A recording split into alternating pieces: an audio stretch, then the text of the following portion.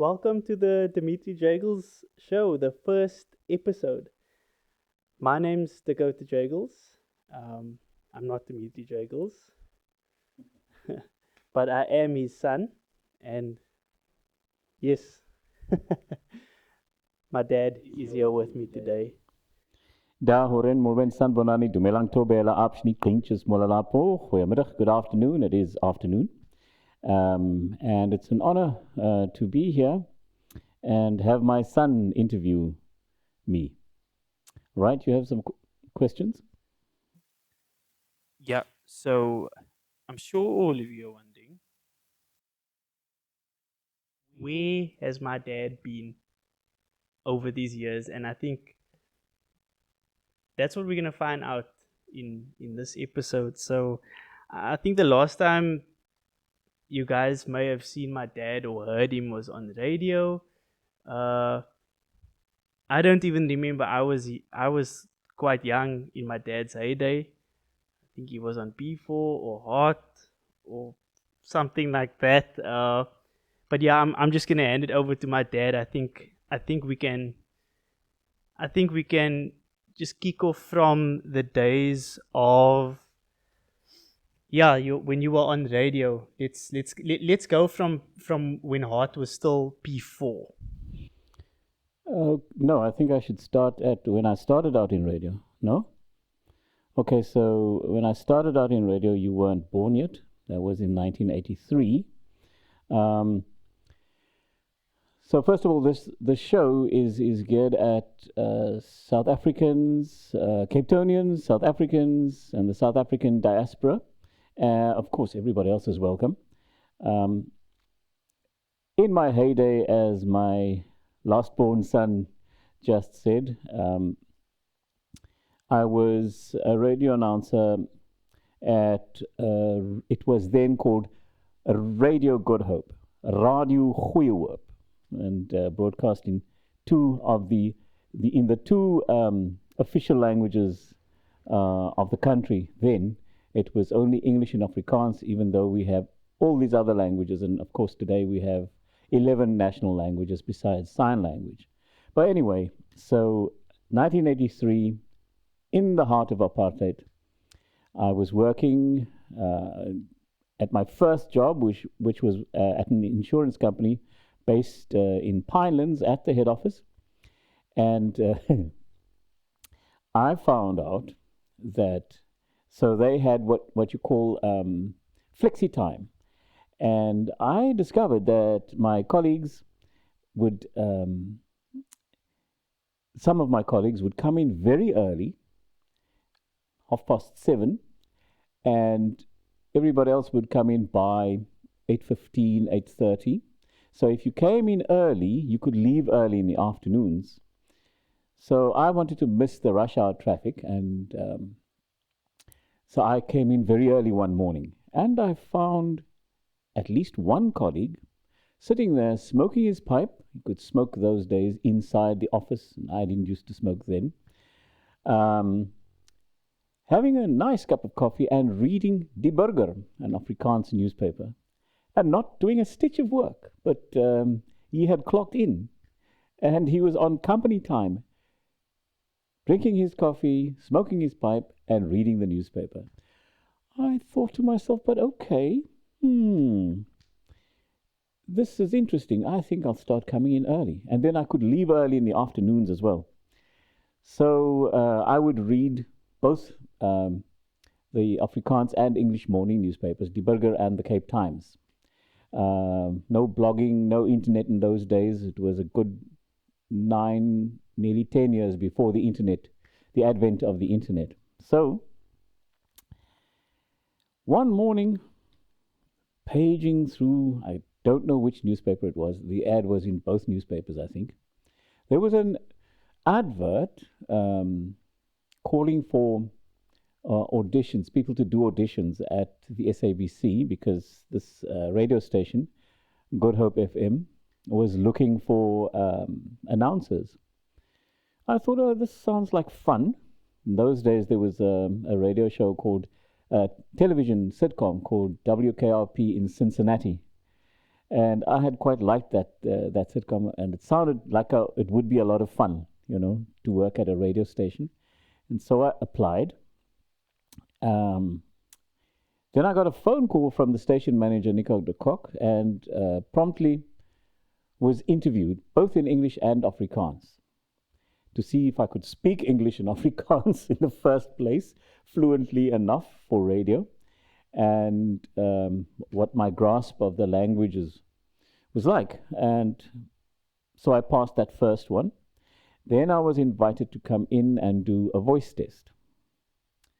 So I went in to the SABC at the head office in Sea Point, and then I passed the voice test, and then I had to come in for another few auditions. There were about 400 applicants, and they whittled us down until we were something like 4 or 5 left. And then there was the final audition, and I ended up getting the job. I don't think it was that I was necessarily all that great. It's just that some of them were patently unqualified to be. I don't know how they got past the first voice test or anything, or the first audition, which was the telephonic interview, because one guy rocked up with no teeth in his mouth. So, I mean, you're not going to pass a radio audition like that. Anyway, I got the job, and overnight, I became a household name. In those days, South Africa was divided into only 4 provinces, as opposed to the 9 that we have now. And the Cape Province was the biggest province. It stretched from Cape Town to the northwestern border with Namibia, up to Free State in central South Africa, the Orange Free State, and all the way to the border of KwaZulu, of Natal then. So you had Cape Province, a massive piece of part of South Africa, the biggest province, as I said. And we had listeners. So we had this reach, this radio station had that reach. I remember that at one point we had, in my show, there was something like 1 million listeners. So there was television was big, but radio was still massive at the time. People didn't know what we looked like. We had cult followings. We had regular listeners who would send in postcards every day and ask for and request songs to be played or messages to be read out. We were like rock stars, basically. And overnight, I became this household name. And I was in radio for 32 years in one form or another at several different radio stations. After the advent of the new dispensation, when radio was no longer controlled by the state, you could have private radio stations, and so I started working at some private radio stations as well. So I had public and private radio experience. Worked at mostly music stations, but also at a talk station. But I had a music show and also retail radio. So yes, I became a household name. I remember you, Dakota, used to get upset when we walked down the road and somebody would just come up and greet me and say, like they knew me. And and then when this person left, he would ask me, "Daddy, who was that?" And I would say, "I have no idea." And you'd get upset, not understanding how could it be possible that people would walk up to you and know you, but you do not know them. But that's just how it was. Yeah. So 32 years in radio, and then suddenly I was no longer on radio. And people have been wondering, I often get people asking, what happened to Dmitri? What happened to you? Or they would call into some different radio stations, only in Cape Town though, and ask the current DJs what had happened to me. Yes. So what happened to me? Well, I was at Good Hope FM up until 1999. I spent 16 years at Good Hope FM. And then it's New South Africa, the laws around ownership of radio stations, they were relaxed. And you suddenly had all this competition coming in. The SABC they had a monopoly. But now you had the private radio stations coming in. And I remember there was, I did a show with a colleague called, his name was Yanni Conradi. And the show that we did was Contre, something like that. That was our show. So I would speak in English, he would speak in Afrikaans. Sometimes I'd switch to Afrikaans, but we co-hosted the show. And the next minute, the SABC decided they need to start competing with some of the private radio stations, and they then started another radio station called Contre FM. That's what KFM stands for, by the way. Those of you who listen to KFM, Contre FM, like you could say country FM. And yes. So anyway, P4 was then formed, P4 Radio, based on a radio station that was based in Norway, and they decided to try that format here in South Africa. And of course, jazz being very big in South Africa, and especially in Cape Town, they thought it would work. So they started this radio station which played jazz only, or mostly jazz, but they struggled because there's just not enough of a following, I think. Jazz is hugely popular, but the style of jazz that they played, and of course less commercial stuff, they struggled very much. Anyway, then they decided they were going to relax the format a bit, and they started poaching announcers from the SABC. Obviously, the SABC having had a monopoly, most of the talent they didn't have to train them. They just got ready-made talent, proven talent already, and populated these other radio stations. And so anyway, P4 then started poaching. I remember colleague Clarence Ford, he left first. He went and joined P4.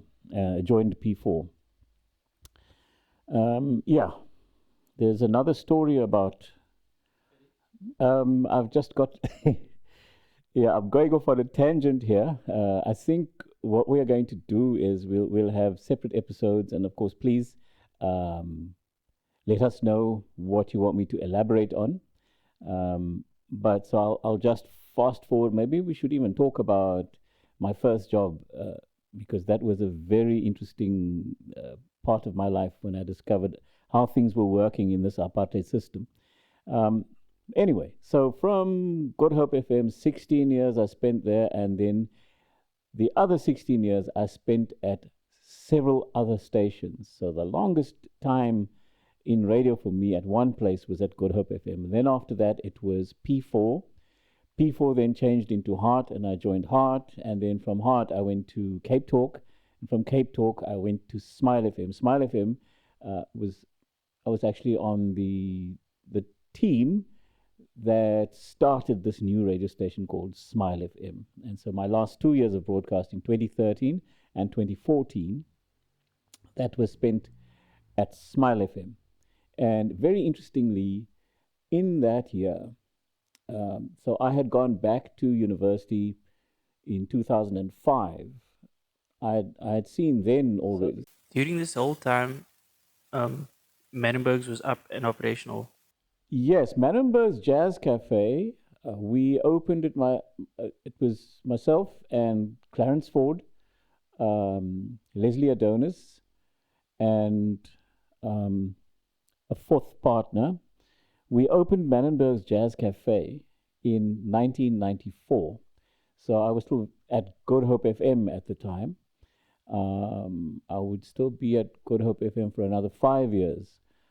But we opened Manenberg's Jazz Cafe in Adley Street, corner of Adley and Church Street, in Cape Town, at right opposite the Grote Kerk, within sight of Parliament, at the foot of Table Mountain, and it became what a venue that was. What a venue it was. And of course, the times, we captured the spirit of the time. They were busy writing up the new constitution in Regis House, which now is, I think, called Constitution House, right opposite Manenberg's Jazz Cafe. And it was 1994. The first democratic elections in the country took place on the 27th of April, 1994. And in, I think it was November 1994, we opened Manenberg's Jazz Cafe. And we had politicians from all the different political parties. The Conservative Party, the National Party, the Progressive Federal Party before they became the DP, and of course the SACP, ANC, all of them came to Manenberg's Jazz Cafe. In fact, I remember the Minister of, what was he then? Was it Trade and Industries, Minister Trevor Manuel? He was asked to come on stage by Bayete. Bayete was performing, and they called him up on stage, and so they got him to dance with them on stage. And the place was packed. There was probably not even standing room. So I was stuck in a little corner, and I heard someone comment as the minister's leg went up, and he whispered to his colleague, or his companion, "Up goes inflation." And as the minister's leg came down, down goes the rand. Comments like that. I remember there was one evening where I listened in wonder and observed around one table a judge, an attorney, and a known gangster discussing the nature of crime and having a good old time about it. Very, very interesting. On another occasion, again involving the minister of, I think by then I'm not sure if he was the Minister of Finance, I can't remember now, but or was it Trade and Industries? So we had a dress code which was strictly comfortable. Couldn't be bothered with what you were wearing, because in those days, what they would do was they would use dress code to continue with discrimination. So blocking people from entering, so they couldn't have this discrimination based on race anymore to bar people from entering a venue. So they became very strict with clothing. So is this now before 94? No, this is 1994. Okay. This is 1994. It's post-apartheid, but obviously there were lots of teething problems. So we decided what we'll do is we'll say it doesn't matter. The dress code is strictly comfortable. It's how you behave in the venue that's going to count. Pay your cover charge at night when we have a live band. We had a live band every night. You can pay your cover charge. You can pay for your meal and your beverages. Then it's fine. So there was a gentleman who came in his overall from work. He was a laborer, and he was busy bending the ear of the minister, having a problem about with the minister about how workers were being treated. And I came up to the minister and I whispered into his ear, "Would you like us to escort this gentleman away from you, maybe to the balcony?" The minister said, "No, I need to hear this. In fact, get him a drink." I was very impressed. So that was the sort of venue that we had. We had guests from all walks of life and from all parts of the world, uh, including stars like Denzel Washington. He was there. David Bowie and his wife Iman, they came around.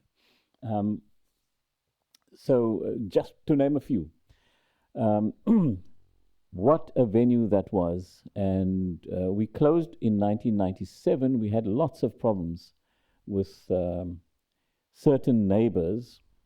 Obviously, it was the first time an establishment of its kind was opened in Adley Street, and we received a lot of resistance. We ended up in court half the time, and they used to. There was one chap who used to go and check the registration of each vehicle and report if a car if there was some violation of the law, that sort of thing. And we discovered that this person was from Die Grote Kerk, was a parishioner at that church. But that problem went away when the daughter of the Dominie, the chief priest at that church, um, came to work for us. That was very interesting, a very interesting experience indeed. So that was Manenberg's Jazz Cafe. We closed in '97 and then reopened again in 2002 in the waterfront, and that iteration of it ran until 2007, I think. Yes, um, that's what you wanted to know. So that iteration of Manenberg's ended in 2007, and then you opened another one. The next one, yeah. No,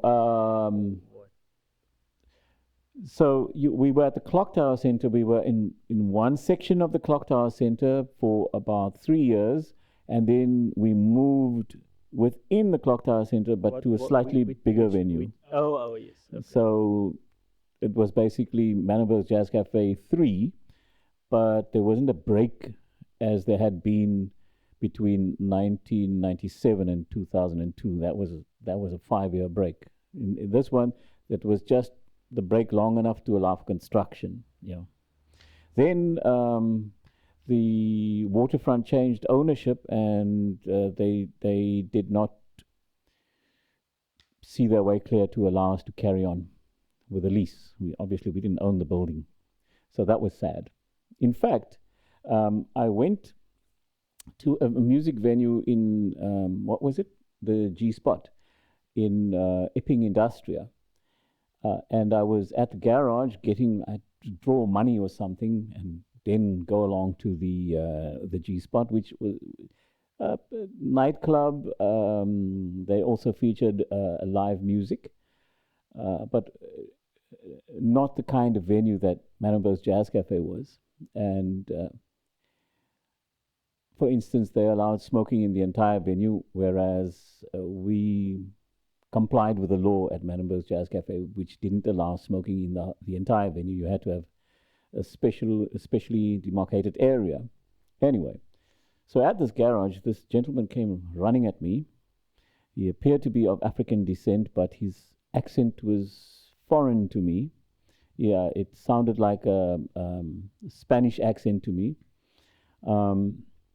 And he was furious. He went at me. He said, "How can you do this to me? My wife is upset. I must bring my wife to this place. They smoke in the place. Why did you close Manenberg's Jazz Cafe?" Turns out it was the Cuban ambassador who had a go at me like that. So, Uncle Kel, nothing against G Spot. I loved the G Spot. It was just that the smoking got to the ambassador. I think many people probably feel the same way when it comes to not only Manenbergs but also just missing your presence on the radio. And I think just to steer us back into just sharing with everyone, where you went. So we heard now that uh you were P4, and then you were on Smile, but also at that during this time you were working at other radio stations, a retail radio. I'm not sure. I don't think many people know about that. Correct. I think it was around about 1999 when a colleague of mine, Peter Goodacre, and a gentleman by the name of Sean Costello, Irishman, he had moved to South Africa, and they started a company which offered a service to retail stores where they got them to have their own in-house radio station. So the problem that retail stores used to have was they would have the radio running in their store, but the radio would play ads and they would play advertisements of their competitors. So that's not on. You end up having a customer leaving your store to go to another store, your competitor, because of an ad heard in your store. So they had a solution for such enterprises. Have your own radio station. And so they ran it completely on the basis, a professional basis, like a commercial radio station, hiring commercial radio jocks to do the shows. But it's a special format. Retail radio has a different format. It's always good weather inside the store.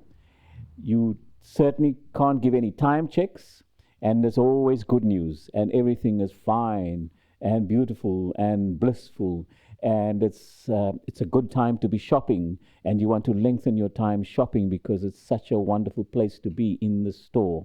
And so their marketing told them that the longer a customer stays in the store, the more you get the customer spend. And they can, of course, accurately count feet through the door. They can count how many listeners they have because they've got toll slips that this gives them that count.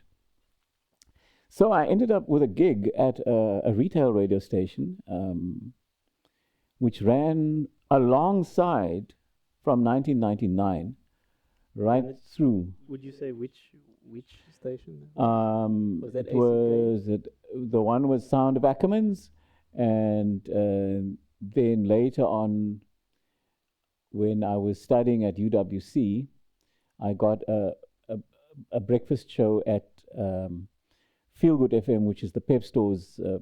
It's basically a sister company of Ackermans. They've got the same ownership, basically. Pepcore owns both of them, I think. But their headquarters was down the road from the University of the Western Cape, whereas Ackermans' headquarters is in Kuilsriver, which was still quite a distance from the University of the Western Cape. And I was a full-time student at the University of the Western Cape at that time. I was studying at night, but full-time. So I went every day after work. I would go to the University of the Western Cape. And then I started by... Hold on. I think, let me just emphasize this for people. You're saying, and this is true because I was there was a time where you were working commercial radio, everyone knows you for, retail radio, and running Manenbergs. And studying. So... Excuse me, and studying. Yes. And taking us to school, and yes. And so I would do the gig was a daytime gig. I can't remember which station it was. I think it was Heart, then it was P4, then Heart. So so the morning I would have to do the morning run, take the kids to school. So I've got 3 sons. The 2 older ones are settled, sort of. I'd like to think, doing well. They've got families of their own. Youngest one is still single, so I'm very happy that he's with us here at home. Anyway, so do the morning run, take the kids to school, then go to work. I just want to say, back then we were all still. You were still little, yes, obviously. Then you were all doing the school run, primary school. Um, and then I would go and do my first gig, which was with a commercial radio station. And then I'd go all the way to Kells River and do the retail radio gig, which finished around about 4 o'clock. And then I would have to get to the University of the Western Cape to do my night classes. And those were started at around about 5, and that ran until 8 o'clock. And then I'd either go directly to Manenberg's Jazz Cafe or first come home and then go to Manenberg's Jazz Cafe. So that was something else. That was something else, I can tell you. Yeah, I remember those were interesting times. I remember sleeping over at some friends' houses, and I think it was Joel and Uncle Quentin, still a close friend of mine. And I remember thinking, what's wrong with your dad? Like, why is he home? Sorry about that, son. Yes. Yeah. Yeah, but yeah, those were interesting times, and I think, yeah, let's shortly after that, or after that period, you stopped at radio, didn't you? And then you went into share with everyone like what happened after radio and how you transitioned. Just So by the time, by 2014, I had become very seriously. I had gone back to university I had never completed my first attempt at a tertiary qualification. I did a BProc. It's a legal qualification in South Africa to become an attorney. In those days, attorneys did this course, Baccalaureus Procurationis, BProc. And when was that?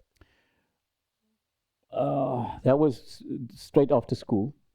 And so that was, I mean, my first year at university was 1976. So that was the year of the uprising. So I'm that generation that took up stones against armed police and riot police and soldiers. SA, the South African Defence Force, and the apartheid Defence Force brought guns with live ammunition against children. They shot to kill. I can never forget this. We ran. We faced this Leviathan with stones in our hands. And of course, guava juice. If you read that epic poem of Sandile Dikenis, God rest his soul. Anyway, so my first year at university, that was it. It was a disaster, my first year. First of all,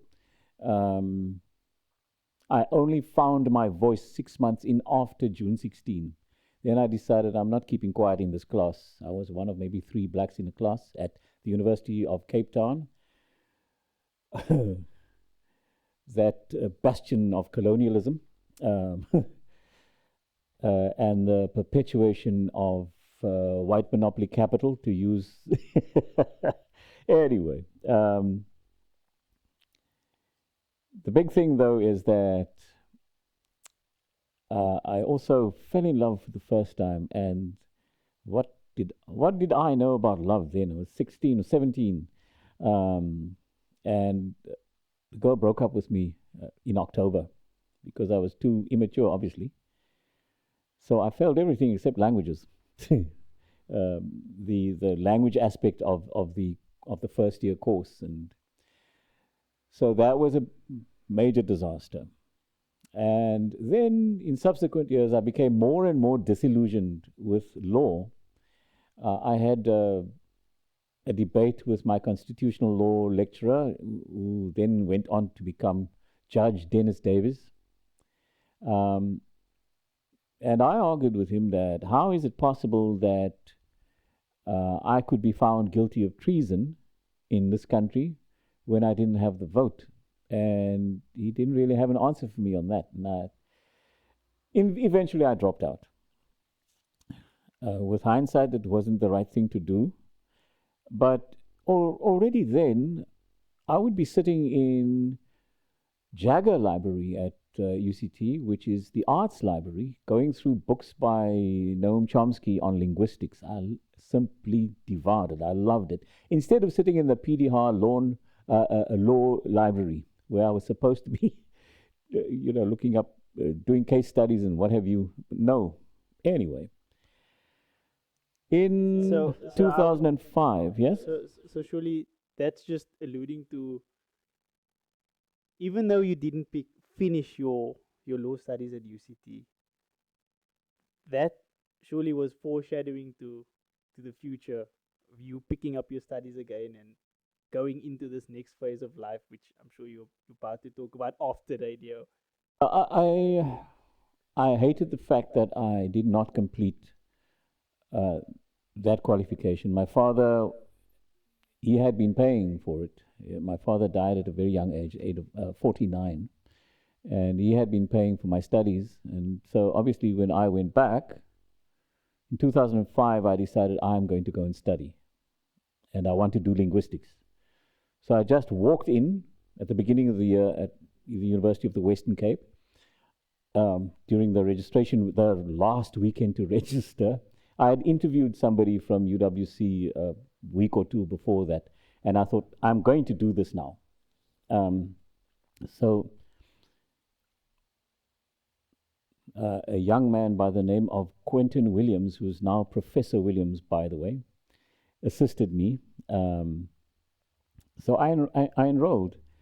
3 majors, language and communication studies, which included obviously linguistics, formal language studies, English literature, and Xhosa acquisition, with 1 or 2 modules in political studies and something else I don't remember now. But I had 3 majors in the end, and this I had to do at night because I could not come during the day. So every night, Monday to Thursday, I attended classes. Sometimes I attended a class in the day if something had happened the night before, but mostly at night.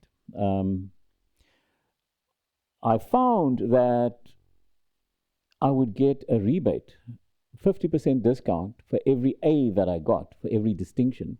So this was a great motivator because I was funding my studies, and I thought, well, let's try and get as many A's as possible and, just lighten the burden on the pocket. So that I ended up on the Dean's Merit List, and then one starts getting noticed, and so that, because of that, I ended up completing the first degree, the Bachelor of Arts, summa cum laude, and with that came an offer to continue studying. I was then offered a bursary to complete my honors studies. I got an offer from the English department and the Department of Linguistics. I tried to combine the two, but it didn't work out. In the end, I focused on linguistics, accepted the offer from the Department of Linguistics, and that meant that I would begin tutoring. And I loved it. I absolutely loved the interaction with the students, bright young minds, and these are the leaders of tomorrow. And I thought, wow, what a privilege, what an honor to help to guide these young people. Of course, I regaled them with my stories as well. Then for 1 year I was a tutor, and then I was appointed as a part-time lecturer. So I completed the honors as just a 1-year course, and then Which year was this, more or less? That was 1978. 2005 to 2007 was the 3 years of the BA studies. 2005, 6, 7, yes.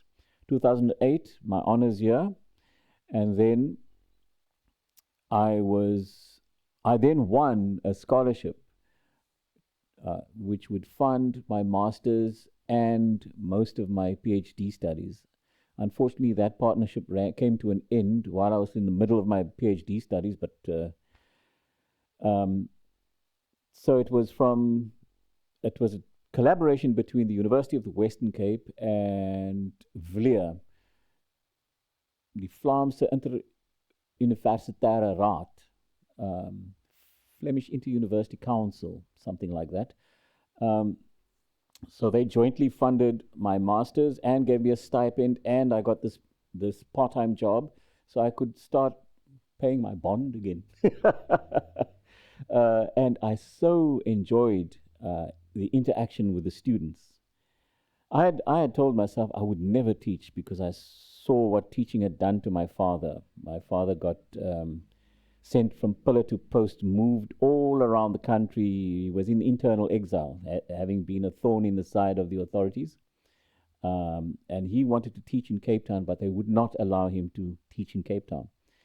And that's how I ended up traveling the length and breadth of southern Africa in, 2 different countries, several provinces where my father taught. And I was exposed then a lot to Afrikaans. And obviously we've got Xhosa heritage from the Eastern Cape as well. And I became multilingual. And also, it's such an education when you travel and come into contact with different ways of being, different ways of making meaning, so that you cannot be parochial. You end up having just a wider view of things. It's an interesting thing, a discovery they made, that multilingual children have an advantage over monolingual children. They've got more ways of solving a problem because they've got all of these other heritages to tap into. And yes, so by the time I got to my master's, I was fully into it. I'd found my next calling in life, which was to teach at a tertiary institution. And in 2014, something happened. All my contracts were cancelled. All my contracts were cancelled. My radio contracts, both commercial radio and retail radio, and my teaching contract. So that my only source of income in the first half of 2014 was a stipend I got as a research assistant at the Center for Multilingualism and Diversities Research, CMDR, where I still am a fellow. And I had that little stipend. Luckily, my wife was working. But that was very, very tough. That was a tough period. So that I applied to CPUT. I was informed about a position that was open for a permanent position to lecture in the Department of Mathematics and Physics as a communication skills lecturer. Applied in February and was informed in September that I had got the job. So I took the job, and that interrupted my PhD studies to the point that I still have not completed it. That's my next project, by the way. So that's how I got into teaching at university. And it was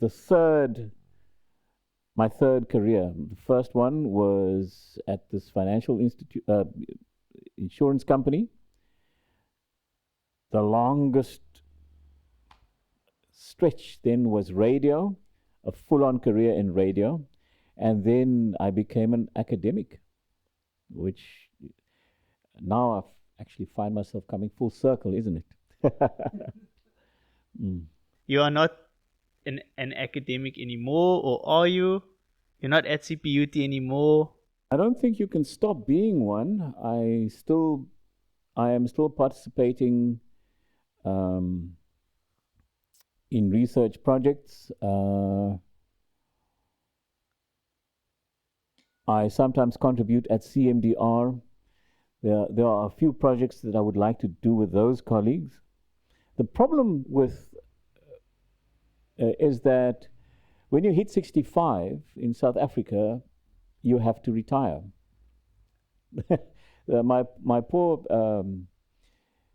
head of department tried to keep me on for an extra year, but all he could do was keep me on for 6 months. I turned 65 in June last year, so I could stay on until the end of the year. But the beginning of this year, he said to me, "No can do. Unfortunately, they're not allowing him to keep me on," and so I had to leave. And then, after much cajoling from various quarters, especially from two of my sons, I find myself doing a podcast and enjoying it.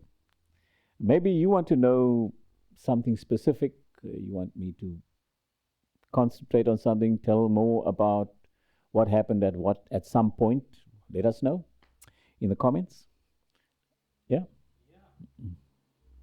Yeah, you guys have heard almost a brief history actually of my dad's life. We actually intend to dedicate an entire episode just to let my dad just share his life story. Maybe that goes over a few episodes, but yeah, my dad has met so many people, had so many interesting experiences which no one has heard of yet, and I've benefited, and my family and my dad's friends, we've benefited so much. My dad's had a rich life, and he still has so much more to give, and I think that's part of what we want to do here. Yeah, maybe talk about what else you want to do on this podcast, on this show.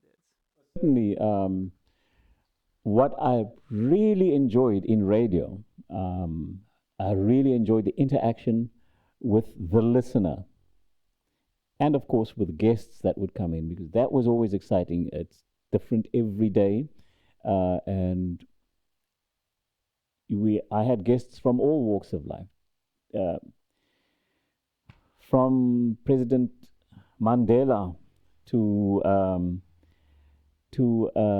a laborer, a street sweeper who became an opera singer, James Bemji. So people are wonderful, and there are so many stories that still need telling. Uh, I would like to carry on telling them, and I would like to tell your stories. Who do you think I should have as a guest on the podcast? Whose story would you like to hear? I have certainly got many ideas about people I'd like to feature on the show, but I certainly want to take input from you as well. That's the whole point, isn't it? Yeah, I think it's gonna be a great opportunity for not only my dad to share, and maybe me and some of our family members to share uh, what it was like in the heyday with my dad, uh, his different careers, all those experiences. But you have an opportunity to comment, to share your say, and yeah, just let us know what else you'd like to hear. I think there's anything else you'd like to say before ending. Yes, I want to. There are definite people I want to talk about. I've had a few friends in life, few very close friends. I like to say I've got a few best friends. My first best friend, Robin Kleinfeld, Noddy, left the country for decades, and I met my best friend, and he passed away last year. It's still tough to come to terms with it. I'm beginning to heal, I think, but I want to devote a show just to him. Langa is a very big part of my life. Fairways, where I live, is a big part of my life, and Langa is a massive, massive part of my life. I've got a circle of friends there and comrades that have stood by me, and they are certainly going to need to be featured on the show. I'd like to talk about Afrikaans and CARPS, and so that's where I would like to invite Professor Quentin Williams to come and chat. Ek kan nie so lekker witty sê. CARPS kan som nie magtig nie. Ek praat so Afrikaans en ons kan miskien praat oor hoekom ek nou so Afrikaans praat. And daar's 'n thetha naam. So but kodwa isiXhosa sama sinamandla but izozama mna. So nina bafowethu sobonana phinda futhi simekar weer.